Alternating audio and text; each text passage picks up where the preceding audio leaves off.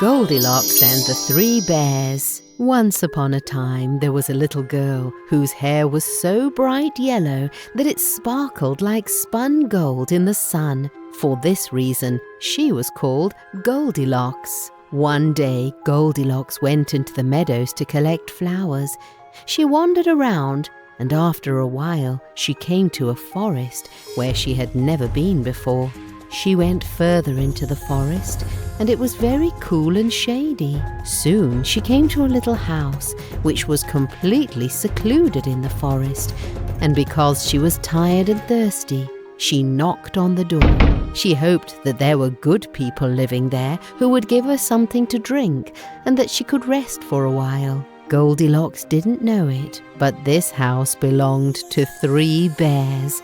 There was a big daddy bear, a middle-sized mommy bear, and a sweet little baby bear, not bigger than Goldilocks herself. The 3 bears had just gone out for a walk in the forest while their dinner was cooling. So when Goldilocks knocked on the door, no one answered. She waited for a while and knocked again. When no one answered, she pushed the door open and stepped inside. There were 3 chairs in a row. The first chair was a big chair. This was Daddy Bear's chair. The next chair was a middle-sized chair. This was Mommy Bear's chair. The last one was a small chair. And this was Baby Bear's chair. And on the table there were 3 bowls of steaming porridge. And so, thought Goldilocks, the people will come back soon to eat their porridge. She wanted to sit down and rest until they came, so she first sat in the big chair, but the cushion was much too soft and much too big. She seemed to disappear into it. Then she sat in the middle-sized chair, but the cushion was too hard. After that, she sat in the small chair, and that was just right. She fit in it as if it were made for her. Goldilocks sat in the chair and swayed gently back and forth. There was still no one at home, and she looked at the bowls of porridge on the table. They probably aren't very hungry people, thought Goldilocks to herself, or they would have come home already to eat their dinner. The first bowl was a big bowl with a big wooden spoon in it.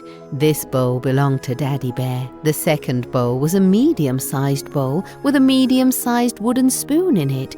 This bowl belonged to Mommy Bear. And the third bowl was a small bowl with a small silver spoon in it. This bowl belonged to Baby Bear. The porridge in the bowl smelled so delicious that Goldilocks decided she would taste it. She took the big spoon and tasted the porridge from the big bowl, but the porridge was much too hot. Then she took the medium-sized spoon and tasted the porridge from the medium-sized bowl, but the porridge was too cold. After that, she took the small silver spoon and tasted the porridge from the small bowl. This porridge was just right and tasted so delicious that she ate it all up. After eating, she felt sleepy, so she went upstairs. There were 3 beds in a row.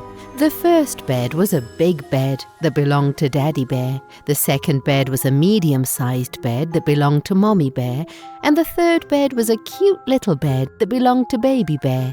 Goldilocks first lay down on the big bed, but the pillow was too high and she couldn't get comfortable. Then she lay down on the medium-sized bed, but the pillow was too low, and that wasn't comfortable either. After that, she lay down on the small bed that belonged to Baby Bear, and it was just right. The bed felt so good that she stayed there until she fell into a deep sleep. While Goldilocks was still sleeping in the small bed, the 3 bears came back home. As soon as they stepped through the door and looked around, they knew that someone had been in their house. "Someone has sat in my chair," growled Father Bear loudly, "and left the cushion all crumpled up."